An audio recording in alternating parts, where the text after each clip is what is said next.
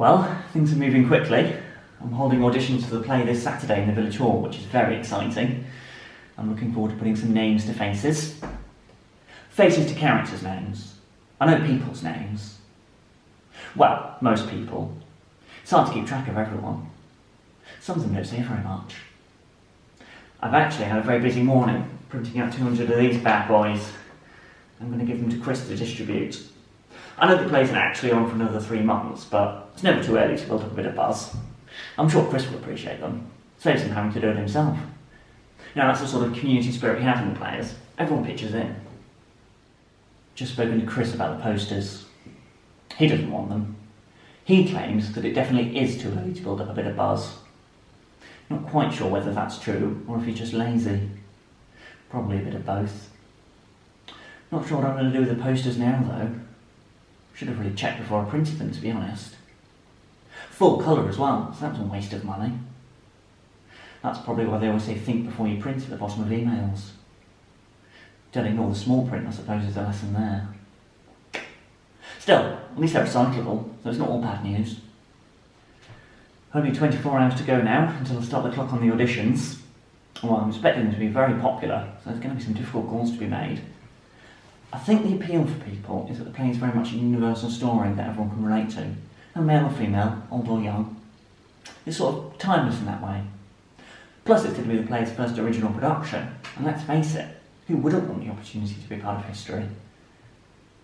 Having said that, we do have over 100 members, so I hope they don't all show up. The room can only hold 30. Maybe I could introduce a one-in, one-out policy. Difficult to enforce, though. Could see if I could get Chris to go on the door. Could be a chance for him to use his jiu-jitsu skills if things got out of hand. Oh, on second thoughts, maybe that's a bit extreme. Running an audition can be quite daunting. The first few times I did that, I was quite nervous. You know, a lot of people are invested in the process, and you hold their fate in your hands. It's a big responsibility. But I've been doing this for about 10 years now, and I've pretty much got it down to a fine art. The key thing is to start with an icebreaker so you can learn people's names. That saves a lot of awkward conversations later. I learned that the hard way. I always say that casting is one of the most important stages of the production process. Mess it up, it can really sink your production. You know, you can't take people at face value. You've got to delve deeper. For instance, Sue may look great at audition, but is she going to be able to learn all her lines? And ultimately, some of it comes down to instinct. I've just made Sue up, by the way, although she's based on a real person. What annoys me is when people cast their partner in a main role instead of giving someone based on merit. Now, we've seen it in the Players before. Take Charles' latest production, for example. Now, I've got nothing against Susan, but she's 46, in spite of what she may tell you. To suggest that she could pass for a 25-year-old is ludicrous. I mean, she could maybe play 40 to push, but to go any younger is just a slap in the face of the audience.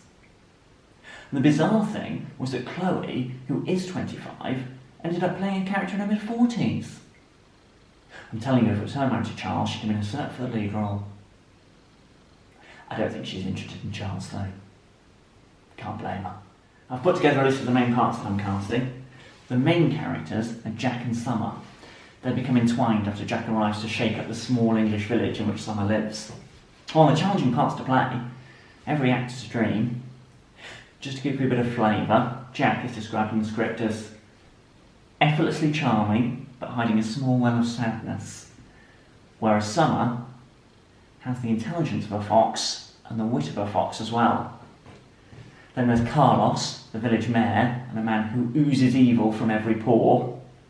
And finally there's Maud, the village matriarch and Summer's aunt. I've written in the script that she smokes a lot, so pretty compelling character. There are several other parts to cast as well, but they're really quite minor, so I'm not particularly worried about them. It's really just about getting bodies in the roles. Any acting they're able to do is a bonus. When you tell people that you've written a play, the first question you usually get asked is, what's it about? That or they try to change the subject. It's sort of 50-50 really. I describe A Summer in Springtime as a modern coming-of-age stroke love story set in the English countryside in spring. Basically, the play follows the arrival of Jack in a sleepy English village which is presided over by the corrupt Mayor Carlos. Jack shakes up village life with his debonair manner and falls in love with a young woman from the village called Summer, much to the horror of Carlos, who hopes to marry her himself. I got the idea when I went on holiday to Italy to visit my friend Dominic.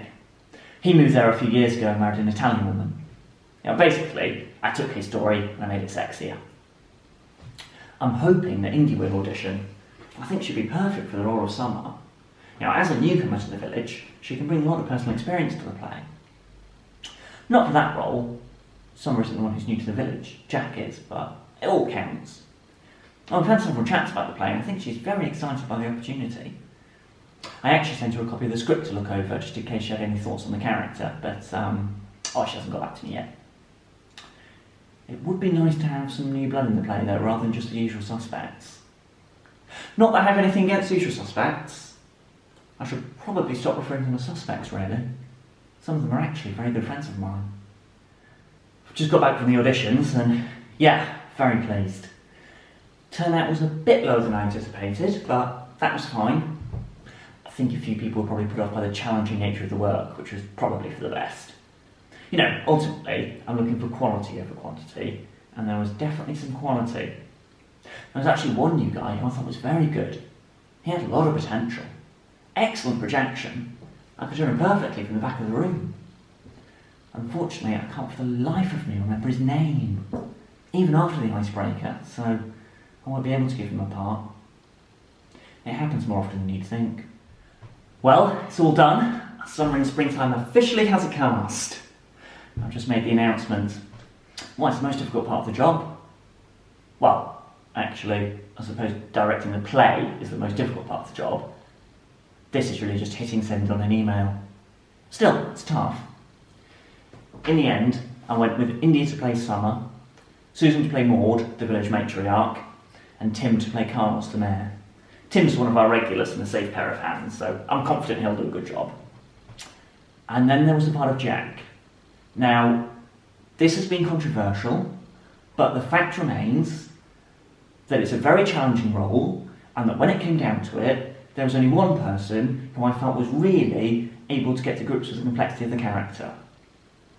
And that was me. So I had to cast myself. As a director, you can't be afraid to make unpopular decisions. You have to go with what you feel is right. And casting me feels right. To me. Plus, a lot of people seem to be forgetting that I wrote the play, which means it's going to be easy for me to learn all the lines. Actually, that wasn't the only controversy. There was also a bit of tension between India and Susan after they both auditioned for the part of Summer. Susan has quite a high opinion of herself, and I think she feels a little bit threatened by India suddenly arriving on the scene. In the past, I probably would have given it to Susan, but India is a lot closer to the character, and she showed a really good understanding of what drives Summer, so it was a bit of a no-brainer, really.